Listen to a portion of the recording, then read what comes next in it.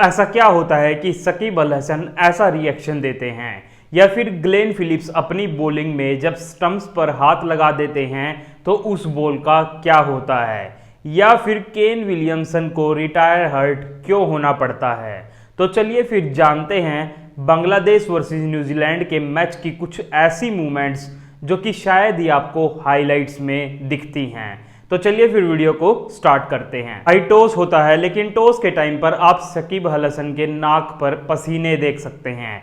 चेन्नई में कितनी गर्मी थी, लेकिन मैच स्टार्ट होता है और मैच की पहली बॉल पर ही ट्रेंट बोल्ट लिटन दास को आउट कर देते हैं। इन स्विंग होती है बॉल, लेकिन बॉल जाती है थर्ड मैन पर हेनरी, यानी कि मैट हेनरी वो कैच पकड़ लेते हैं। और भाई उसी ओवर में ही जब ट्रेंट बोल्ट अपना रन अप आ रहे थे भाग के, तो भाई उनका तौलिया एकदम से गिर जाता है और बैट्समैन हट जाते हैं। और फिर ट्रेंट बोल्ट उनसे माफी भी मांगते हैं कि मैंने आपका ध्यान भटकाया। लिटन दास के आउट होने पर मेहंदी हसन मिराज को प्रमोट कर दिया जाता है तीसरे नंबर पर। बांग्लादेश उनको कभी नीचे खिलाती है तो कभी ऊपर।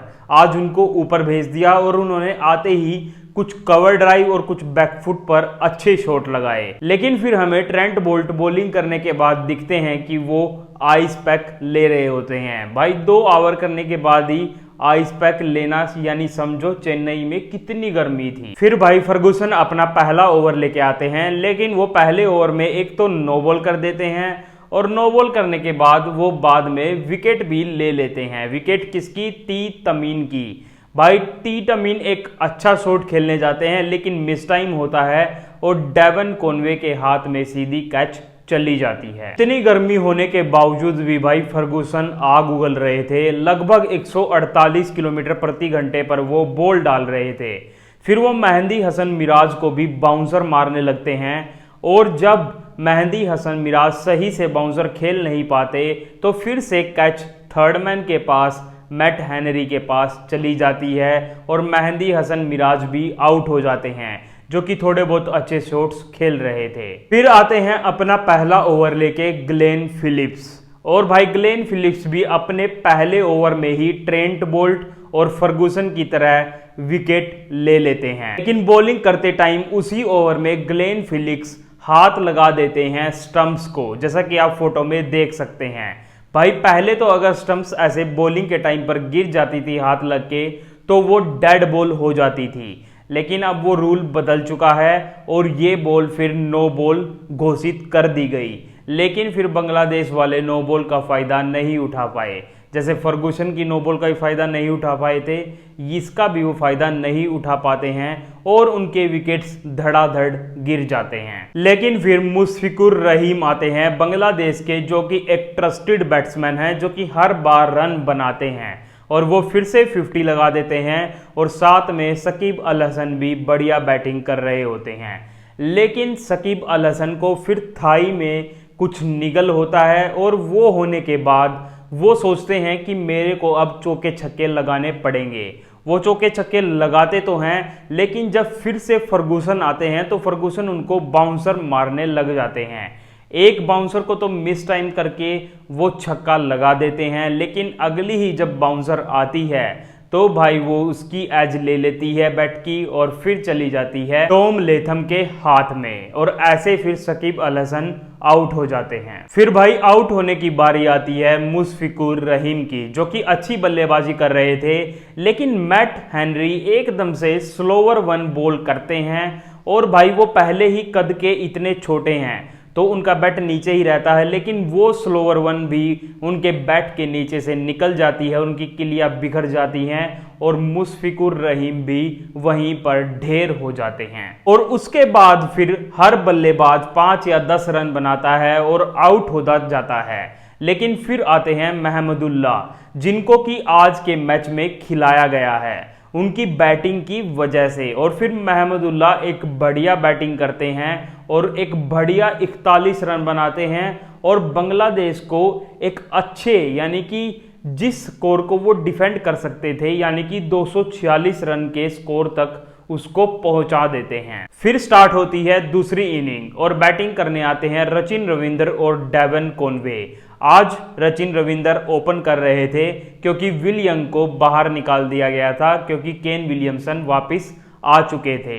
लेकिन भाई ऐसा लग रहा था कि डेवन कॉनवे और सचिन रविंदर मार मार के बांग्लादेश का बुरा हाल कर देंगे क्योंकि वो इतनी तगड़ी फॉर्म में थे। लेकिन होता है इसका अपोजिट। भाई मुस्तफिजुर इतनी तगड़ी बॉलिंग कर रहे थे कि उनकी बॉलिंग ऐसे लहरा रही थी जैसे कि वो न्यूजीलैंड में बॉलिंग कर रहे हैं और वो आउट कर देते हैं सचिन रविंदर को।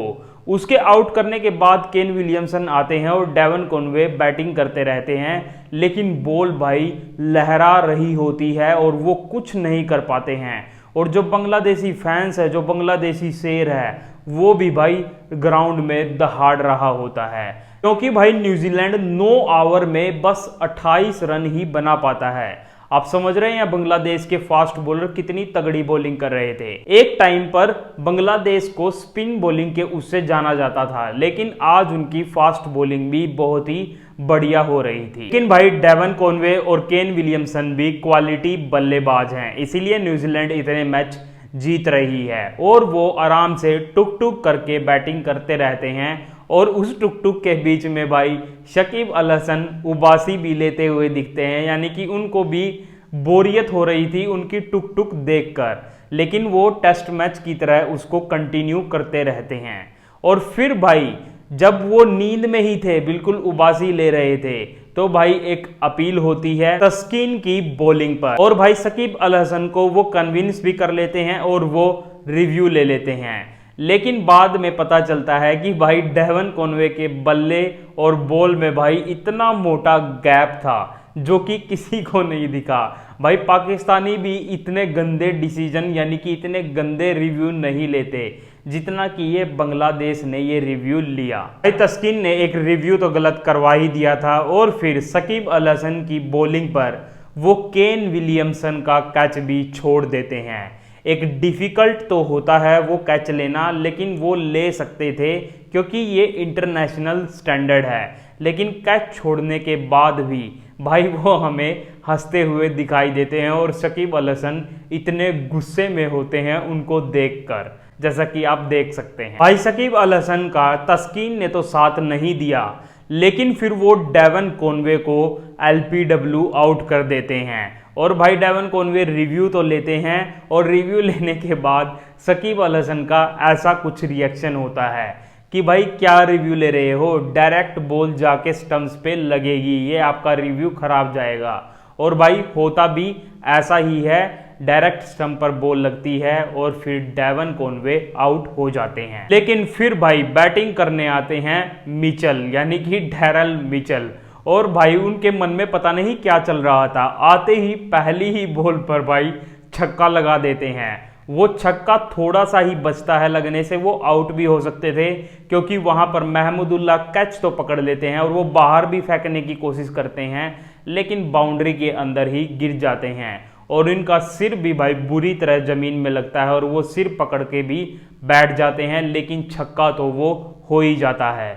भाई डैरल मिचेल अलग ही मूड में आए थे। फिर उसके बाद केन विलियमसन अपनी 50 पूरी कर लेते हैं, लेकिन 50 पूरी करने के बाद भाई एक जब वो रन ले रहे होते हैं तो बांग्लादेशी फील्डर ऐसा थ्रो मारते हैं कि उनके लेफ्ट हैंड के थंब पर सीधी डायरेक्ट बॉल जाकर लगती है और भाई उस लेफ्ट हैंड के थंब पर कुशन भी नहीं होता है, तो डायरेक्ट अंगूठे पर ही जाकर बॉल लगती है और भाई केन विलियमसन इंजर्ड हो जाते हैं। जैसा कि आप फोटो में भी देख सकते हैं, उनका अंगूठा बिल्कुल लाल हुआ है। उसके बाद फिर केन विलियमसन थोड़ी देर बैटिंग करने की कोशिश तो करते हैं, लेकिन वो कंटिन्यू नहीं कर पाते और वो रिटायर्ड हर्ट हो जाते हैं। इसमें उनका एक प्लान भी दिख रहा था क्योंकि केन विलियमसन धीरे धीरे बल्लेबाजी करते हैं, वो छक्के चौके नहीं लगाते और न्यूजीलैंड चाहते थे कि इस मैच को जल्दी खत्म करें और रन रेट को ऊपर लेके आए। तो भाई उन्होंने टॉम लेथम को ना भेजकर ग्लेन फिलिप्स को भेजा जो कि चौके छक्के लगा सकते थे, और फिर भाई ग्लेन फिलिप्स के साथ डैरल मिचेल ने इतने छक्के चौके लगाए कि बांग्लादेश के ही छक्के छुड़ा दिए। लेकिन बीच में तस्कीन ने डैरल मिचेल की एक कैच और ड्रॉप करी थी और वो फिर से हमें हंसते हुए दिखाई दिए थे। भाई तस्कीन तो अलग ही मूड में थे, कैच छोड़ रहे थे और हंस रहे थे। लेकिन फिर उसके बाद लास्ट बॉल पर डैरल मिचेल छक्का मारकर मैच जितवा देते हैं, जैसे कि धोनी भी 2011 का वर्ल्ड कप जितवाते हैं। वो तो चलो मैच बड़ा होता है, ये मैच छोटा सा होता है, लेकिन फिर अंत में न्यूजीलैंड जीत जाती है और पहुंच जाती है टेबल के टॉप पर। अगर आपको मेरी वीडियो अच्छी लगी है तो वीडियो को लाइक कर दें और ऐसी और भी मैचेस की मूवमेंट्स पाने के लिए मेरे चैनल को सब्सक्राइब कर दें। धन्यवाद।